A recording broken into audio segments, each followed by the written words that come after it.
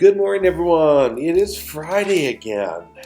Pastor Terrell, this is Make It Personal. And if you've been watching this week, you'll know I've been talking about prayer this week. And in my heart, I can't talk about prayer all week without touching on Philippians chapter 4. And in verse 6 of Philippians chapter 4, it says, "Be anxious for nothing, but in everything by prayer and supplication with thanksgiving, let your requests be known to God." You know, it's kind of weird because obviously God knows your requests before you even make them. But it is an act of faith to actually express your stuff to God. Don't just sit back and do nothing and say, hey, God already knows about it. He should just take care of it. No. Go to God in faith.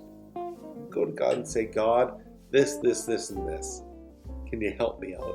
I'm not saying make him like he's a genie in a bottle or anything, but be honest with God.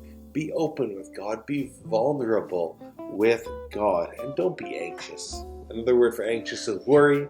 Another word for worry is fear. If you're fearing your day-to-day life, I can tell you this, you are just not as close to God as He wants you to be.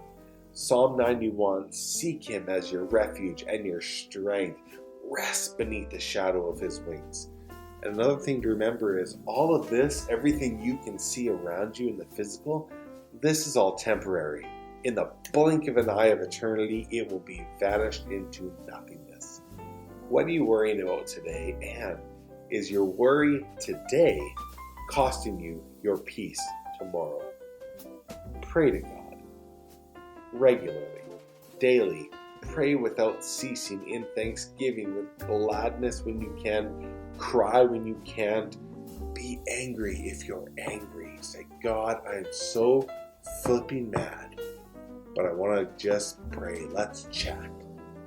There's one more thing I want to leave you with this week. Prayer is communication. Communication is only successful when it's two-way. Don't just go to God, unload everything, say amen, and get about your day. Rest. Be still. Listen to what God has to say.